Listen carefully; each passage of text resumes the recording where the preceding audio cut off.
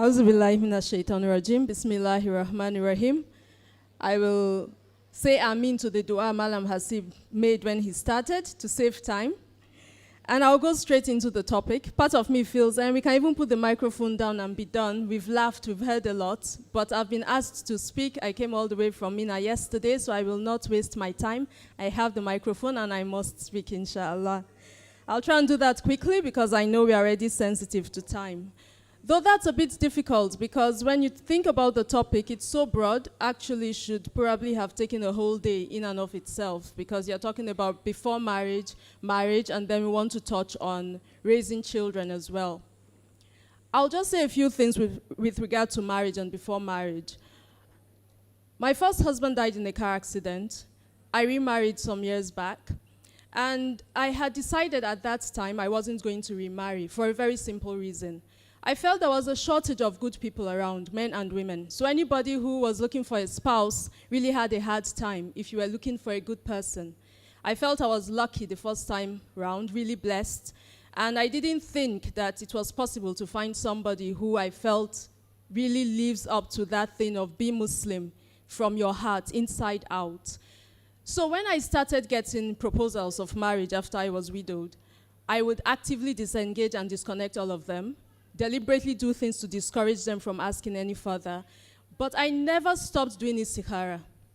So even when I've decided, I don't think I feel any inclination to marry this particular person, I would still do istikhara.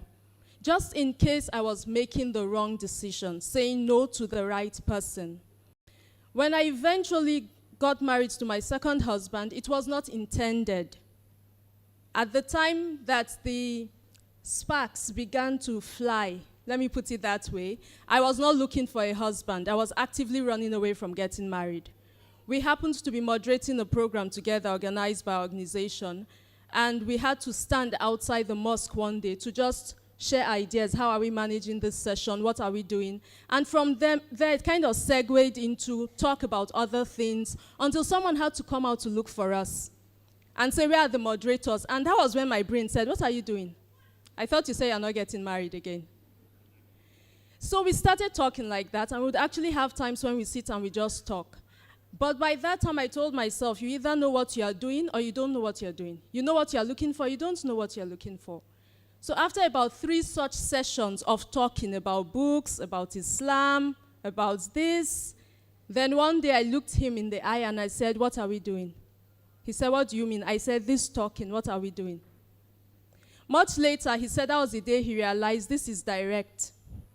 What you see is what you get. I'm sharing this because many of us know how to keep running around the park and giving all kinds of hints and clues and signals.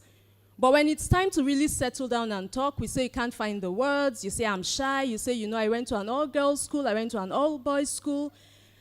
If there's a time to be shy, it's not when you intend to marry somebody. You tone down the shyness a bit so that your intention comes out, your words come out, with, of course, with honor, with dignity, but let there be a lot of clarity. I have so many situations where brothers they kind of just recede. First, they're talking to the sister, they're calling her 5 times a day, then suddenly they're calling her 3 times a day, then not at all. And when she says what's going on, they say, I'm busy. And if you're a sister with experience, you know what I'm busy means. It means I've changed my mind, I've looked, I don't like what I am seeing, so I'm actually just backtracking and you should read the signals. For the sisters, they just keep collecting the gifts.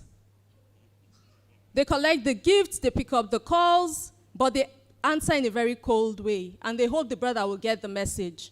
Am I smiling at him the way I used to smile at him before? He should understand, he should know now.